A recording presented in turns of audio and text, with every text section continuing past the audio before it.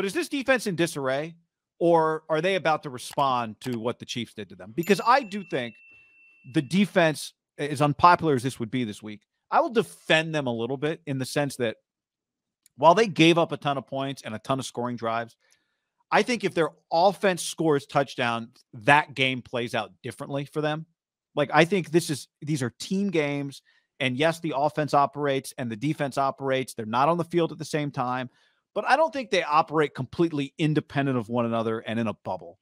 And I think when you miss opportunities on offense and then like these things to me work together from a field position standpoint and just from a tone of the game standpoint. And the 49ers offense did not help the 49ers defense last week. And to me, if you're going to get historically beat up, for it to happen by Patrick Mahomes, while not quote unquote okay, to me, if Mahomes does it to you and Andy Reid does it to you, it's not necessarily a complete indictment that your defense is no part of what everybody thought it was. Now, maybe it's not historically great, but I don't come away from that game last week going, well, guess the Niners defense can't carry them anymore. They were a bunch of frauds. That's not how I feel about them. But I do think this is a big game for them. Like what was last week against the Chiefs, in part, they can change what that game was. It was either a one-time occurrence that you throw away. Weird shit happens sometimes. We were playing an all-time great quarterback. Or it was the turning point in how we view them. And I think this Rams game for them, like, I think it's a big game for them. I think it's a really big game for them. I heard a stat today that, a lot of like the junkies go off of, like, obviously the stat nerds, but also the gamblers are the yards per play. Yeah. It's a big one. Is that the Arizona Cardinals are 20th on defense, but if you siphon out week 1 against the Chiefs, when they got same type deal happen with the Niners, they're 9th. And the point that is just that I think he kind of, if it happens 3 out of the 9 games or 7 games or whatever, then it can be like you got some major holes. But if it's just the one team whose high end clearly is the highest right behind Buffalo, like I would put Buffalo in the same category. Like if your Buffalo game, you lose 48-10, and every other game that your defense is top half of the league, you have a top half of the league defense. You're just playing the best team in the league. They're going to beat you most of the time, right? It's like, I'm a great defender in basketball. What do they always say? Well, great offense always beats great defense in basketball. Like there's just Kobe's on, Michael's on, Giannis is on, LeBron's on. There's nothing you can do.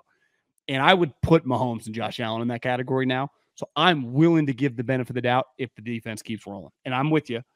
Like I've watched the Cardinals a decent amount. Like they do got some guys that fly around as well. Now the Niners high end is higher than the Cardinals. Obviously their pass rush is a lot better. But my point is, like, I think you can, when the season plays out, I think it might turn out that the Chiefs are an outlier for a lot of teams. If your defense is good. Now, if your defense is bad, it might not matter. But like the Niners clearly went healthy. Now, here's the thing. And I saw someone crunching the numbers, and it's right. One thing I noticed last week, the Chiefs' offensive line is very physical, which is ironic because they actually are just a pass team more than a run team. But a couple times last week, I thought just on some basic between the tackle runs, the fucking defensive linemen, especially the tackles, were getting destroyed. And luckily, this matchup, I mean, their starting running back, they basically sent home, right? Cam Akers. I mean, Sean McVay hates him.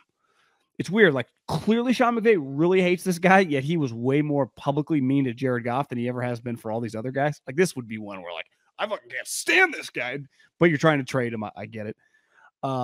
You're eventually, I guess the Niners do get a little lucky too. Like, the Chargers don't have a big power running back. Like, maybe it's just the league, because as long as Kinlaw and Armstead are nowhere to be found, they are very, very susceptible to someone running it down their throat. So the Rams, Chargers, Cardinals, they actually just get pretty lucky. Like, to me, the Seahawks would be a bad matchup for them right now if they wanted to play that way, right? If Kenneth Walker's just going to be humming. But to me, your defense, like, they want to throw it. And the Niners love when the Rams throw it because they can get after their defensive line. Now, I was at that Week 18 game, and the Niners, I've never seen a 17-3 halftime score that felt more like 50-0. And part of it was, remember, Jimmy was atrocious. Now, Trent Williams didn't play. And that was one of those, holy moly, and he's playing this week, which is obviously huge. But Jimmy cannot be a disaster. Now, I would also imagine what would you guess the split is for the red versus the white and blue, whatever the fuck they consider themselves? Yeah, 60-40. I don't know. Yeah. So it'll be a Niner home game. Yeah, but Cooper Kupp has been a major issue for them. If Stafford does not turn the ball over, which this year he did, that game he did, earlier in the season last year on that Monday night game he did. If he doesn't, like Cooper, I don't know what you do to Cooper Kupp.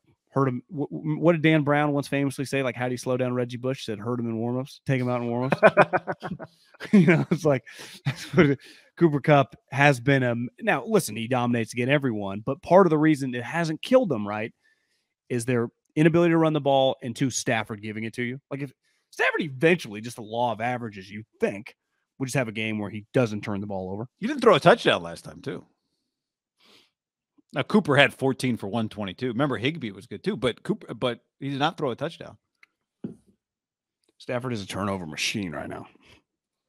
Matt Ryan, I think, matched him. I think they're tied for the old for the league lead? I think so, because I'm pretty sure I saw Matt Ryan had 9. Stafford had 9 and didn't play last week, right?